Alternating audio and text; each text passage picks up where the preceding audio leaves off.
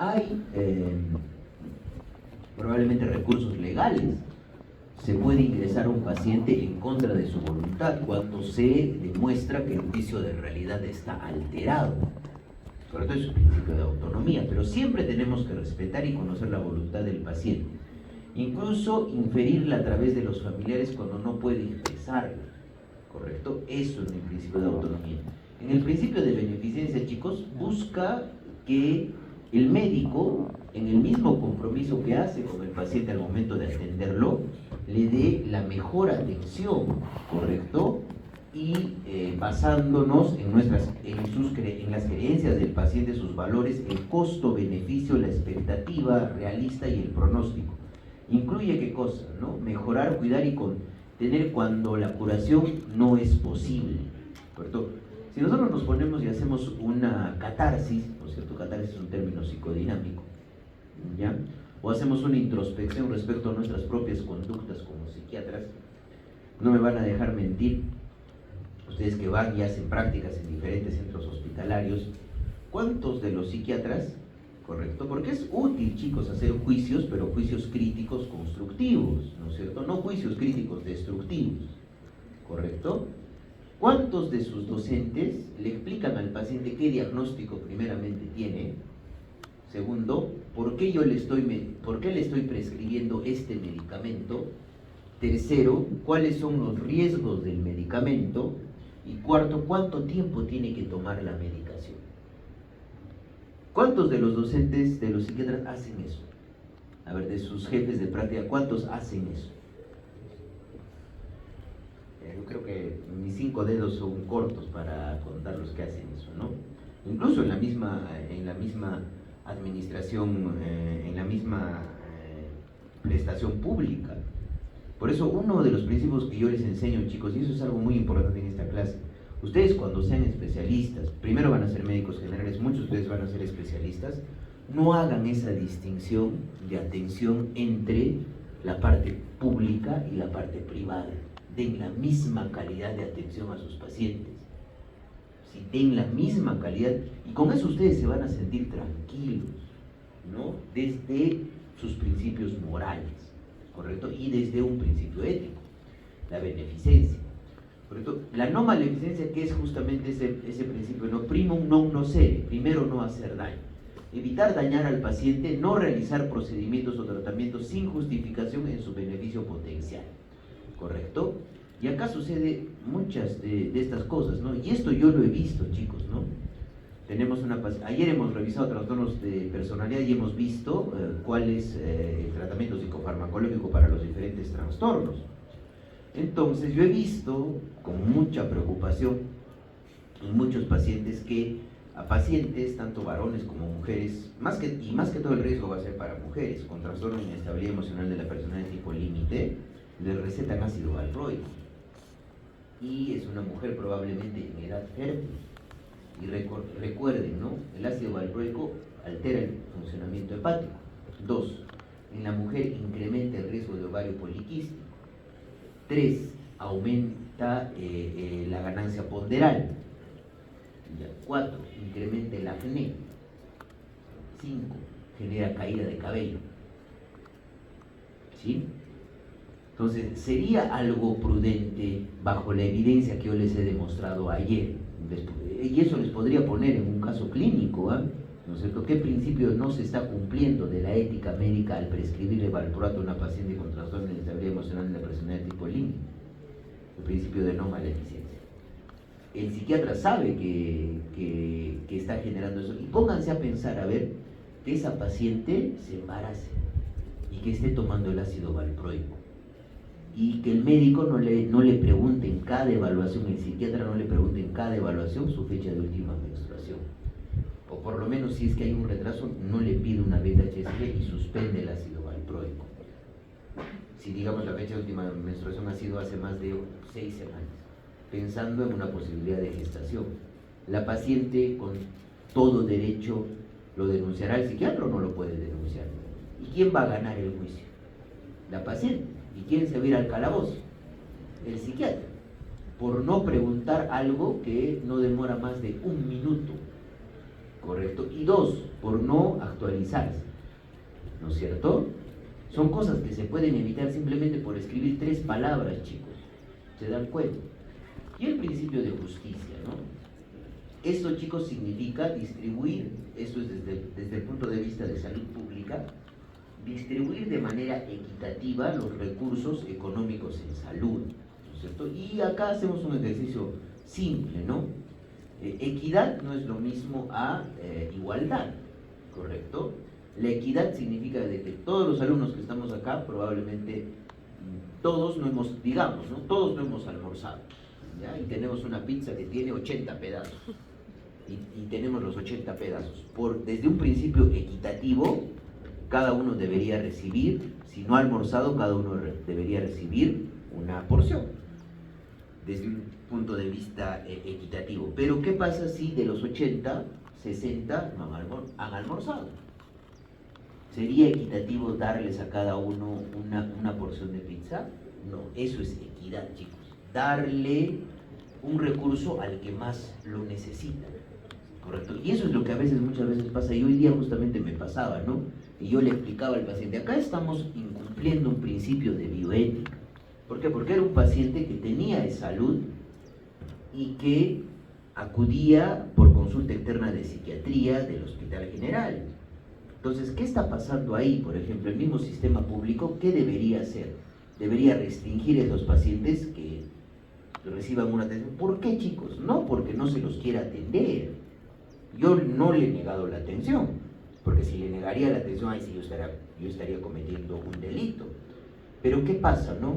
Hay un paciente que no tiene dinero y que tiene CIS, y que por darle la cita a ese paciente de salud, se quedó sin cita.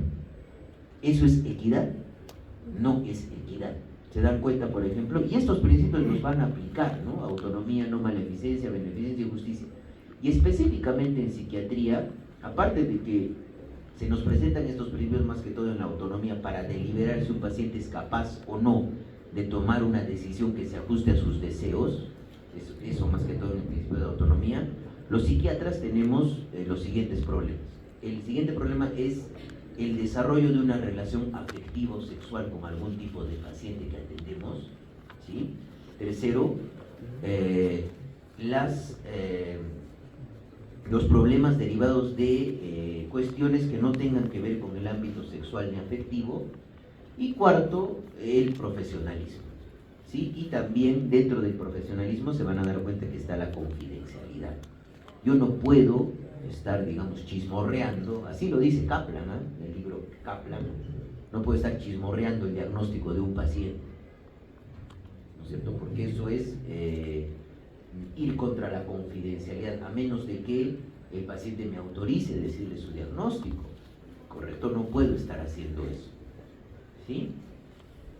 Entonces, la bioética va a permitir entonces el cambio desde un sistema normativo y deontológico, ¿no? Es decir, nosotros tenemos un código de ética y de odontología del colegio médico. Por eso, chicos, hay comités de ética en cada institución.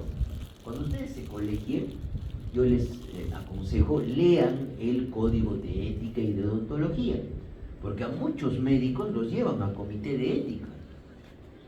Incluso en los mismos centros hospitalarios o el mismo colegio médico interviene después de una denuncia civil o penal. Y al final, ¿qué es lo que no? Después de haber estudiado tanto tiempo, chicos, a veces por un error que a veces puede ser tan grosero, perdemos nuestra colegiatura, ¿sí? Entonces pensemos primeramente en eso, ¿no? No importa, probablemente sí es importante tener el conocimiento académico, pero si no tengo en cuenta esos principios, los principios básicos de la ética, autonomía, no maleficencia, beneficencia y justicia, y actúo como se me dé la gana, probablemente me voy a generar problemas, no en el momento, ¿no? Sino probablemente en el futuro, ¿correcto? Entonces, esto va a llevar a que el médico tenga una perspectiva más inclusiva y dialogante, no solamente en el ámbito médico, sino de manera interdisciplinaria, y que esté de acorde con sus valores, los valores de su sociedad y sus valores también propios. Y otra cosa también que en las diapositivas de repente no esté, yo siempre les indico, ¿no? Todos nosotros tenemos un credo, tenemos una creencia religiosa. Y por supuesto yo como docente no puedo venir a adoctrinar alumnos, ¿correcto? Cosa que ha pasado probablemente en las universidades de la Sierra Central, incluso en algunas universidades de Lima en la época del terrorismo. Había docentes que eran militantes de algún partido terrorista que adoctrinaban alumnos, ¿correcto? Entonces, yo no puedo venir, digamos, soy católico o soy musulmán y yo no puedo venir a adoctrinar a mis alumnos, a que compartan mi credo. Y eso es algo también muy importante dentro de la ética. Yo tengo que saber separar, chicos, mis creencias religiosas de mi práctica clínica. Eso es algo muy importante, porque nosotros sabemos, ¿no es cierto?, independiente de nuestras creencias, no va a venir un ente superior y le va a curar la esquizofrenia al paciente. Nosotros nos estamos formando como médicos científicos, médicos basados, que hacemos nuestra medicina basada en evidencia, no basada ni siquiera en experiencia, tiene que ser basada en evidencia. Recuerden, por favor, eso es un principio importante. ¿Sí? Entonces, en general, este es un video que no es muy importante, chicos, que lo pueden ver en la clase, pero no va a haber ninguna pregunta del examen de ese video. ¿Ya? Entonces, hay comités, chicos, de ética asistencial que van a aplicar justamente esos principios de ética cuando empiezan a haber problemas a nivel de los centros asistenciales. Estos comités de ética asistencial son un grupo de personas que abordan sistemáticamente las dimensiones éticas de las ciencias de la salud, las ciencias biomédicas, las políticas de salud, incluso los casos clínicos complejos. Son órganos colegiados donde probablemente va a haber expertos en ética y bioética.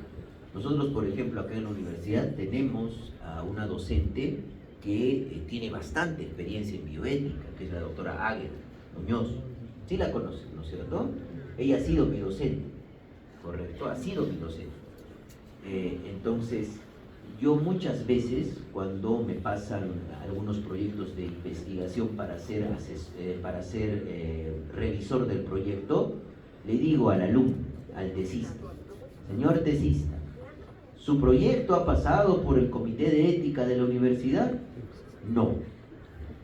Tiene que pasar por el comité de ética antes de poderle aprobar. Así el proyecto esté bien hecho.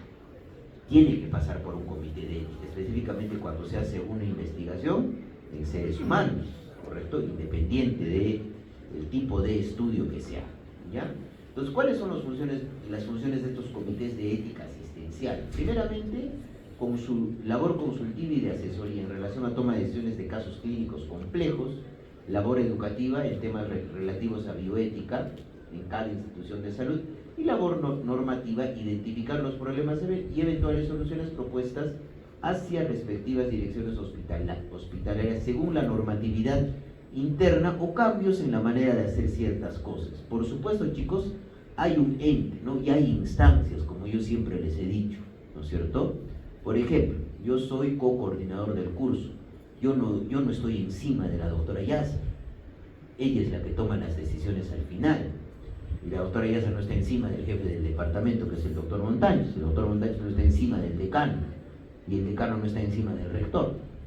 Correcto. Pero si yo no respeto las instancias, ¿no es cierto?, no voy a ser congruente entre lo que yo digo y lo que yo hago, ¿no es cierto? Eso es muy importante. Entonces, cuando justificamos una evaluación a nivel ético, ¿no?, siempre teniendo en cuenta en psiquiatría los principios, ¿no? En ética psiquiátrica la autonomía es discutida, por lo que ya les he dicho, ¿no? Hay muchos pacientes, chicos, que van a perder la capacidad de tomar decisiones. Y esto lo vemos más que todo en la siguiente fase. Vamos a ver demencias. Un paciente con demencia, cuando ya tiene un deterioro cognitivo mayor o una demencia ya avanzada, va a tener incapacidad para tomar decisiones. ¿Y qué ha hecho la legislación en nuestro país? Que todo paciente adulto mayor, considerado mayor de 60 años, cuando transfiera alguna propiedad, un bien mueble, un bien inmueble, necesite un certificado de salud mental, emitido ¿por quién? Por un médico psiquiatra que evalúa. No sé si de repente con alguno de mis alumnos hemos hecho algún certificado de salud mental con ese objetivo, creo que no, en práctica. Justo hoy día he hecho un certificado de un pacientito así, ¿correcto? Entonces yo no puedo mentir, y si ustedes revisan, a nivel de, no, yo no voy a dar nombres, ¿no? Si ustedes revisan, el año 2020, antes de la pandemia, capturaron a un psiquiatra del hospital Goyeneche, ¿sí? Lo sacaron en Marrocas, esposado, todo porque le habían ofrecido dinero por dar un certificado de salud mental a un paciente que no correspondía. Y al final lo peor que pasó, chicos, es que la APP, la Asociación Psiquiátrica Peruana, yo soy miembro asociado de la APP, sale y saca un comunicado, revisen el Facebook, y saca un comunicado indicando de que ese psiquiatra no es miembro de su asociación.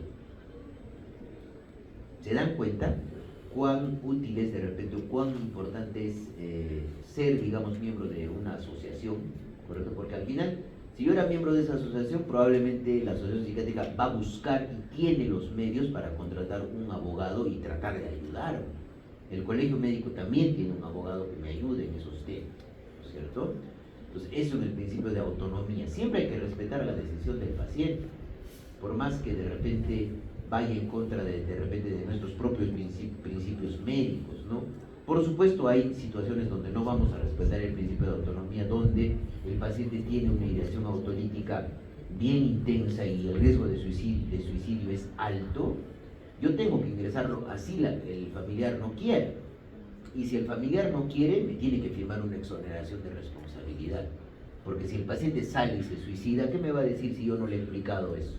Va a decir, usted, médico psiquiatra que me ha atendido tal día en emergencia, me ha dejado ir a mi hija, y mi hija se ha suicidado.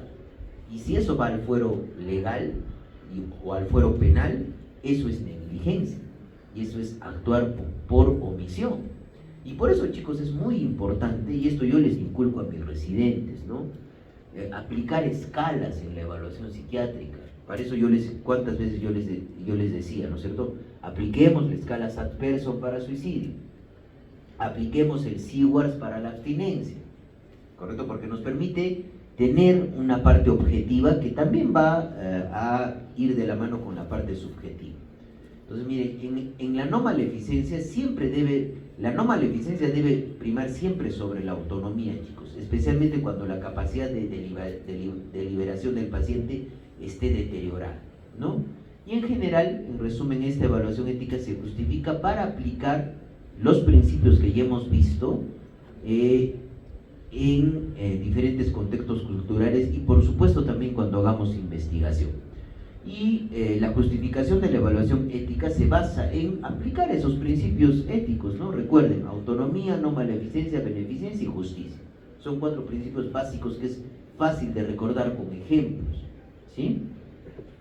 Otra de las cosas, chicos, y yo también les indico, ¿no? Una de las cosas también que conlleva muchos problemas a los psiquiatras es poder mantener una relación afectiva con alguno de sus pacientes o una relación sexual con alguno de sus pacientes. Y eso yo les recomiendo desde que ustedes sean estudiantes. Si ustedes conocen a un paciente y es paciente, el paciente sigue siendo paciente, así ustedes lo vean después de 10 años. Y éticamente, no es ético que un médico, así ustedes sean estudiantes y lo hayan conocido, establezca una relación sentimental con un paciente. No es ético. Les cuento, no recuerdo muy bien, quería revisar el día de ayer, pero ya me ganó el sueño porque tenía que dictar clases a las 7 de la mañana de práctica de psicopatología a mis alumnos de básicas. Hay un caso bien sonado en Estados Unidos porque en Europa y en Norteamérica, chicos, hay abogados que están especializados en buscar una omisión, una negligencia del médico para denunciarlo y sacar una gran indemnización civil o penal. Más que todo, la indemnización penal pues es que se vaya a la cárcel el médico, ¿no? Pero las indemnizaciones civiles son altas. En psiquiatría, por ejemplo, son altas, ¿no? Y hay un caso bien sonado, búsquenlo en internet, de un psiquiatra que mantenía relaciones sexuales con una paciente esquizofrénica, correcto, ¿ya? Y aparte como la paciente tenía algún, y el psiquiatra ya tenía un problema, un trastorno psiquiátrico, tenía un trastorno psicosexual, ¿no? Probablemente tenía una parafilia, ¿ya? Y tenía relaciones sexuales en grupo con pacientes, ¿correcto? Y al final, ¿qué hacía? Engañaba al asegurador indicando de que esas sesiones grupales eran terapia y la aseguradora le pagaba. Y ha sido un caso bien sonado, porque la APA, la American Psychiatric Association, tiene un council de ética, ¿ya? Es decir, un consejo de ética. Y a la APA le quitó toda la licencia al psiquiatra, y el psiquiatra, ¿dónde creen que está? En la cárcel. Y perdió todo. Y encima tenía que dar una indemnización civil a los pacientes afectados, porque probablemente una paciente con esquizofrenia no tiene juicio de realidad.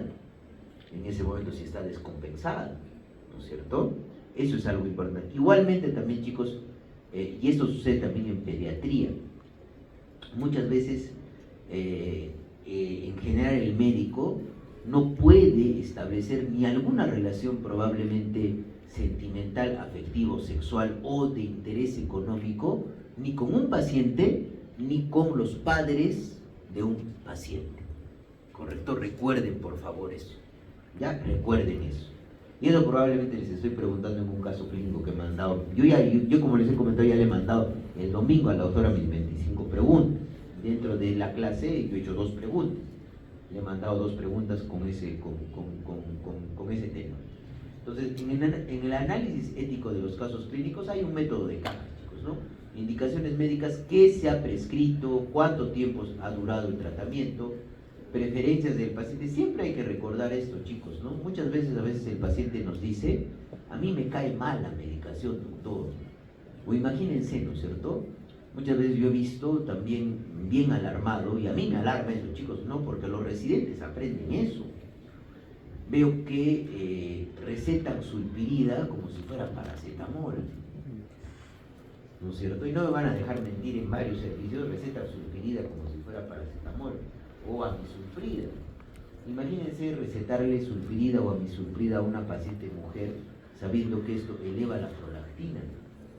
O imagínense recetarle eso a una anciana. Y una anciana, ¿qué hace la hiperprolactinemia? Primero va a generar incremento de tamaño de urgencia mamaria, va a generar galactorrea, ¿no es cierto? Incremento de agresividad en la mujer, disminución del deseo sexual en el hombre, disfunción eréctil, ¿correcto? Y además la mujer pues tiene más riesgo, porque ¿qué va a hacer la prolactina? ¿Qué creen que haga? ¿Qué más hace la prolactina en función a nivel óseo? Provoca resorción ósea. ¿Ya? Imagínense darle a una anciana que ya tiene probablemente osteoporosis o osteopenia, sulpirida o amisulprida. ¿Qué va a pasar? La paciente se va a caer y se va a fracturar. Eso es, ¿qué principio de la bioética está violando eso? La no maleficencia, ¿no es cierto? Se dan cuenta. Entonces, el contexto igualmente hay que ver, factores familiares, médicos, económicos, religiosos, culturales, legales, y en calidad de vida se busca comprender las posibilidades de recuperar la calidad de vida previa. Y acá, chicos, ha habido mucho cambio en la parte psiquiátrica. La psiquiatría de hace 10 años no es la psiquiatría de ahora, no es la psiquiatría de ahora. La psiquiatría de hace 10 años pues es la psiquiatría ya todo. Yo podría considerar la psiquiatría de la era de las cavernas, ¿sí? Imagínense lo que pasaría con Freud si nos escucharía en este momento, ¿no? Entonces, ha cambiado justamente mucho eso, ¿no? Desde el punto de vista del contexto. Ahora, acá también es muy importante, chicos, al momento de, cuando analizamos un determinado caso clínico desde el punto de vista ético, valorar los hechos, la historia clínica. No podemos sobreescribir en la historia el diagnóstico y la visión y el pronóstico, la calidad de vida y la opinión del paciente y su familia y la situación de los valores, ¿no? El principal problema ético que probablemente se está incumpliendo, y otros problemas éticos del caso, valores y principios involucrados, y los deberes, ¿no? ¿Qué tengo que hacer? ¿Cómo fundamentamos la elección y hacer la recomendación? Y acá es muy importante, por ejemplo, chicos, y aspectos bioéticos en psiquiatría, les pongo un ejemplo, ¿no? Tenemos un paciente adulto que hace un mes fallece su esposa por un cáncer mamario, ¿ya? Hace un mes fallece y está en un proceso de duelo, ya está en un proceso de duelo. Y al paciente en el despistaje le encuentran una masa tumoral. De una masa tumoral, no se sabe si es benigna o maligna. La hija, muy preocupada, va donde el médico, ustedes son los médicos, y les suplica y les dice: por favor, si es maligno, no le comunique a mi papá. ¿Correcto? Entonces, desde el punto de vista ético, si el tumor tiene el resultado de malignidad, ¿qué haría? A ver, ¿qué haría? Ya, primera opción, le comento al paciente y le digo que todo va a estar bien. Segunda opción, le digo a la hija que le diga al padre que tiene un tumor cancerígeno. Tercera opción, teniendo en cuenta el contexto, tengan en cuenta el contexto, ¿ya?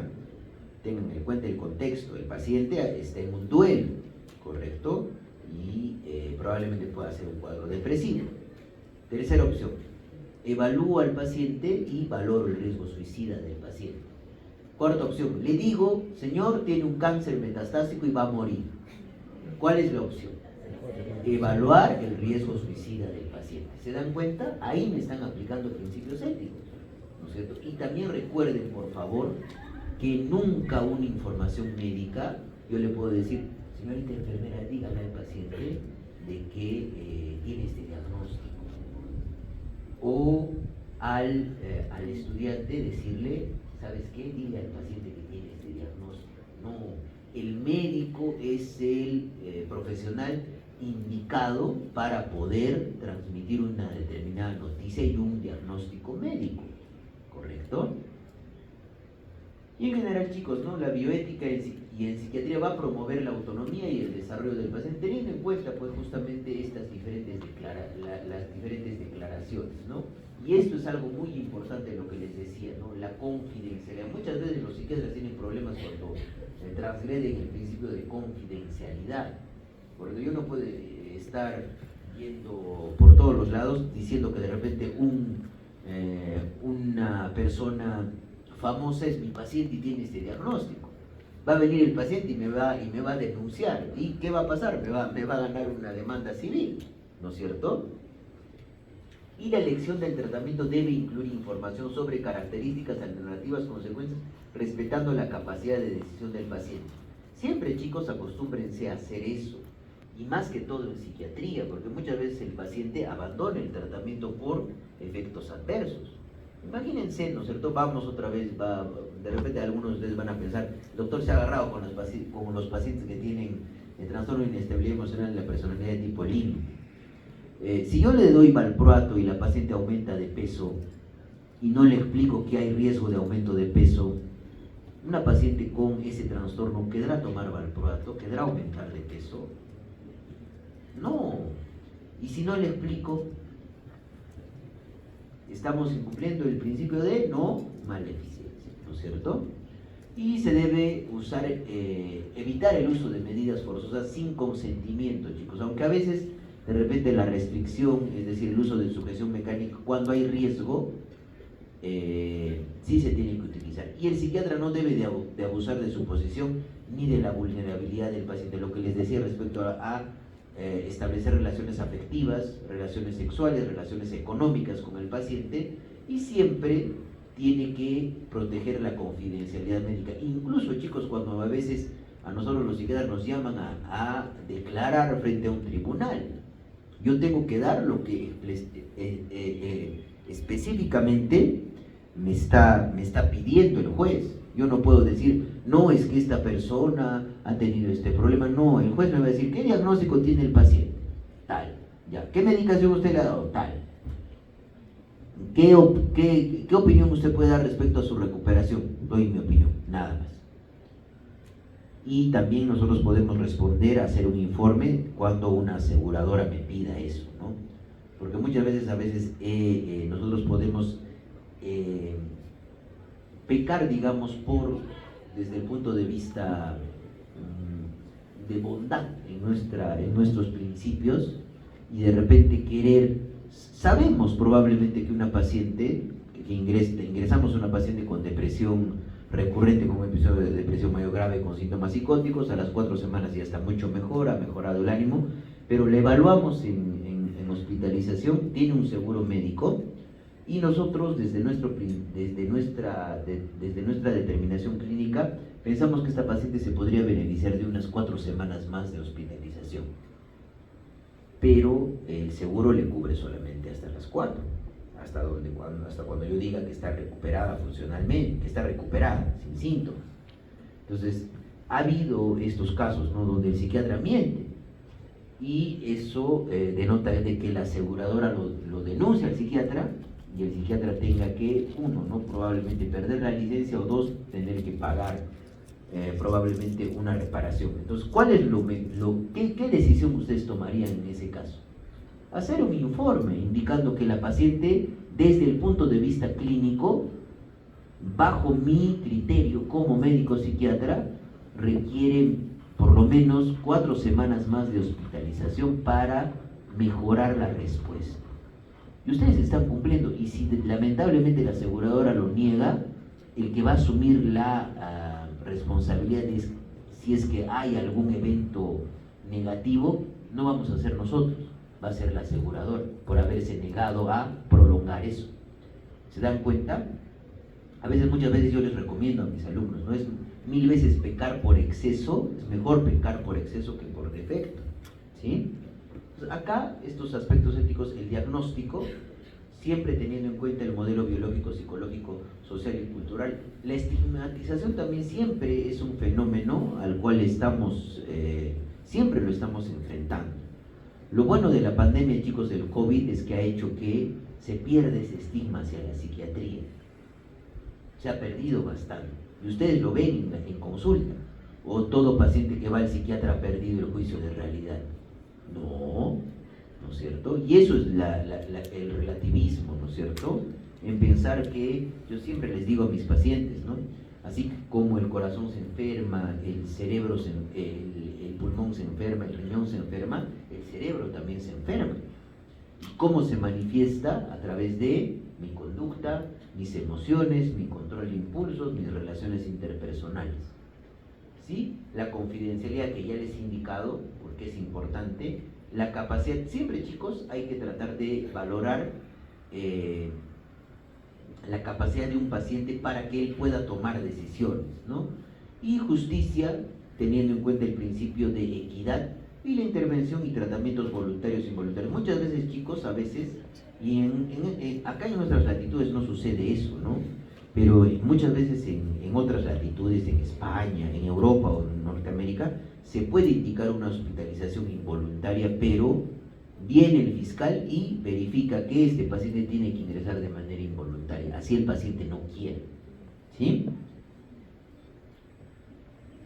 Y la capacidad de decisión tiene que basarse en ¿qué? En una colaboración entre la ética y la psiquiatría. Y para eso justamente hay comités, pues, chicos, de ética. Si yo tengo dudas respecto a eso, haré una consulta al comité de ética del Hospital Honorio Delgado, ¿no?, si tengo una duda. Y en ocasiones hay que priorizar la autonomía del paciente. Aquí el psiquiatra evalúa los mecanismos detrás de la decisión del paciente. Y muchas veces, chicos, hay estos criterios, bien son tradicionales de Applebaum y Druso, para evaluar la capacidad del paciente. Si el paciente tiene la capacidad de comprender la información sobre su diagnóstico, los exámenes, procedimientos y tratamiento, pero ¿cómo va a comprender esa información si ni siquiera el médico se la da?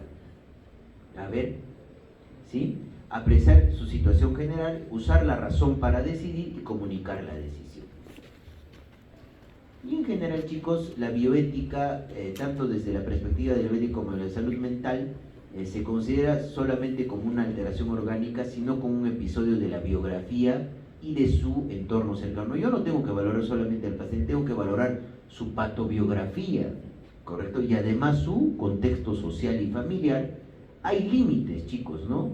Y respetar y aceptar la fragilidad humana, ¿no es cierto?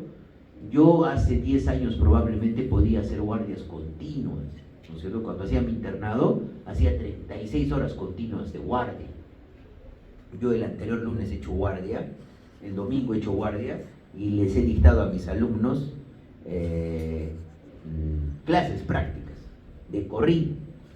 Y he podido, pero he llegado a mi casa y he almorzado y me he dormido hasta las 10 de la noche, porque ya no tengo pues la edad que tenía hace 10 años, ¿no es cierto?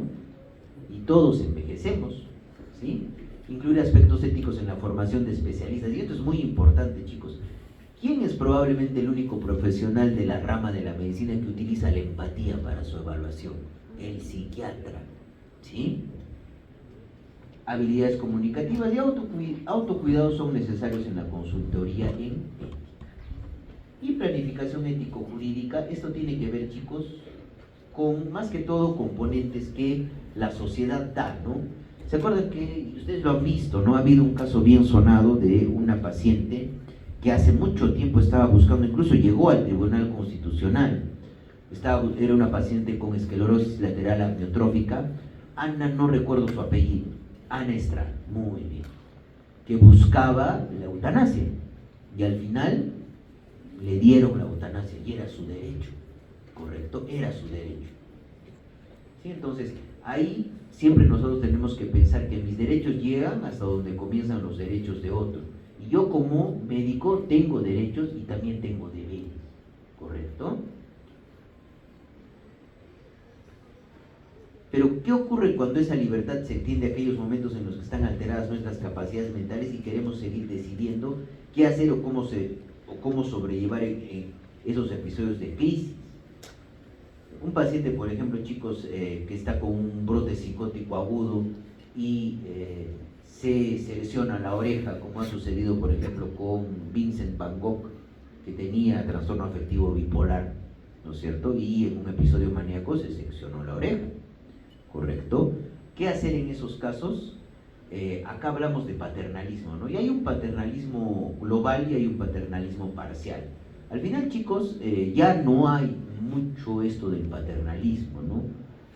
No es porque se haya perdido el respeto al médico, ¿no? Sino que el médico se ha preparado y da una determinada opinión y le da la mejor opción al paciente y al final respeta siempre su autonomía para que el paciente decida sobre eso, ¿no? Esto más que todo se justificaba por el principio de beneficencia en el paternalismo. Sin embargo, se reconoce que una medida paternalista debe ser aceptable tanto para el individuo afectado como para la sociedad en general. Y en general se ha superado ya este modelo de paternalismo. Ya no hay, chicos, ese paternalismo. E incluso hasta en la misma docencia universitaria en medicina, antes la relación entre el médico o el docente y sus alumnos no era una relación horizontal. El docente estaba parado, estaba encima de ese podio y miraba a sus alumnos por debajo de su hombro. Y aún todavía hay eso, no me van a dejar mentir, cosa que no es adecuado. ¿Cómo voy a formar médicos de esa manera? ¿No es cierto?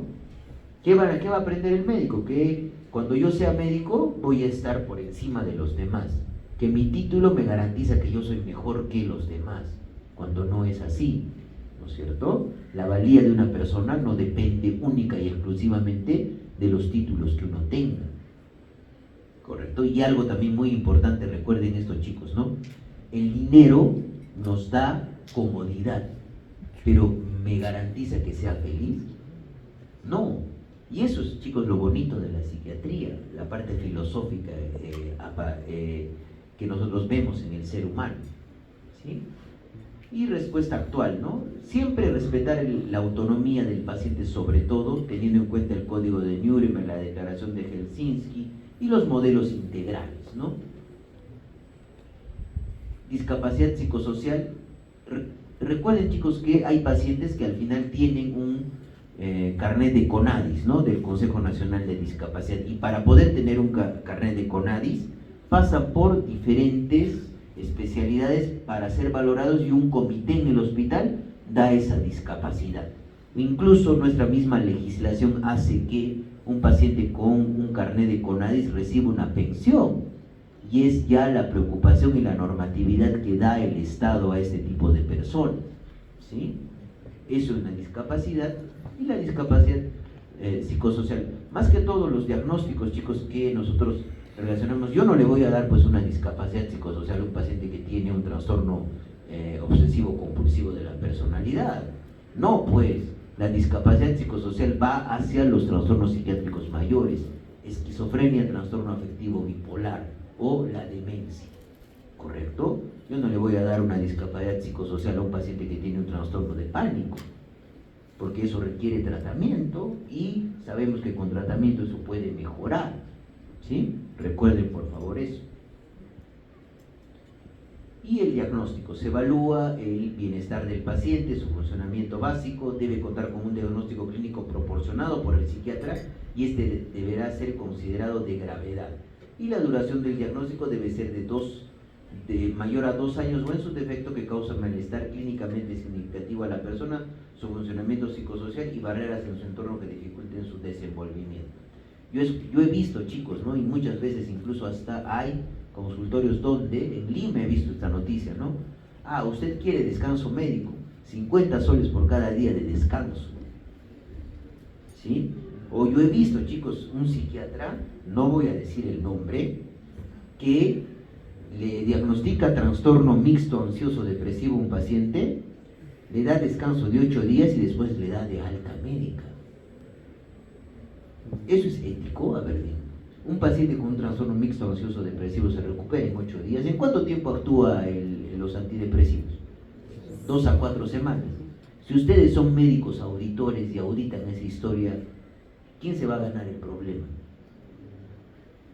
Y usted, pero ¿qué van a hacer? ¿Ustedes van a observar esa historia o no? ¿Sí? Eso es a lo que yo busco, ¿no?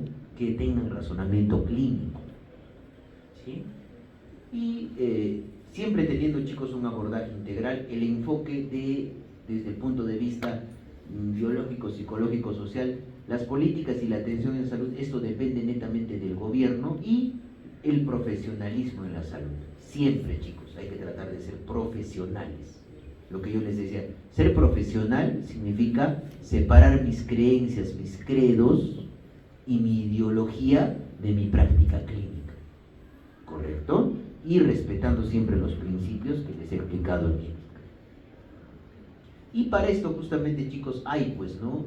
Diferentes contextos a nivel internacional. Hay una convención sobre los derechos de personas con discapacidad. Esta convención tiende a buscar reducir el estigma social y la discriminación, y la agenda del 2023, chicos, ya relaciona la salud mental con la discapacidad psicosocial. Y desde el punto de vista ético, siempre, chicos, ¿no? Respetando los principios éticos, ¿no? En la discapacidad, pero tiene que haber un diagnóstico concreto para poder dar discapacidad en psiquiatría. Y esto es algo muy importante, el consentimiento informado. Recién ahora en el Hospital Honorio Delgado se ha instaurado esto. Yo siempre, por ejemplo, cuando evalúo a mis pacientes, me presento y les indico, mis alumnos son alumnos del 5º año de medicina de la Facultad de Medicina de la Universidad Católica de Santa María. Yo le consulto, ¿pueden estar presentes en la evaluación? Si la paciente me dice que no, yo les digo a mis alumnos, con el dolor de mi corazón, que salgan del consultorio y yo la atiendo a la paciente sin ninguna probablemente revancha o algún tipo de venganza y la atiendo en 3 minutos. No hago eso. Eso es lo más relevante. Porque ustedes creen que un paciente se va a sentir cómodo teniendo a 5 personas más que ni siquiera conoce y al psiquiatra más preguntándole cosas personales.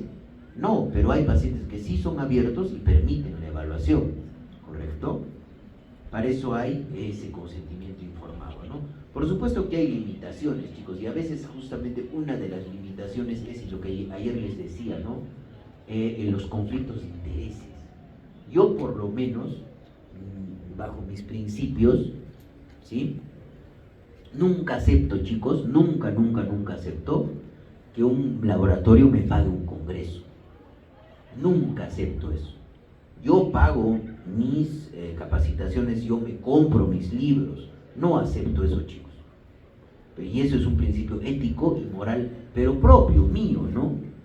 Y al final, ¿por qué? Porque al final el laboratorio muchas veces puede tomar en cuenta eso, ¿no? Sí, pero nunca yo hago eso. Por ejemplo, yo, es mi perspectiva, ¿no? Porque al final eso porque si ustedes se dan cuenta, si ustedes han asistido a congresos, ¿no? Muchas veces los ponentes ponen ahí conflictos de intereses. Soy, digamos, consultor de Lilly, soy consultor de Pfizer, soy consultor de diferentes laboratorios para evitar conflicto de intereses, ¿no es cierto?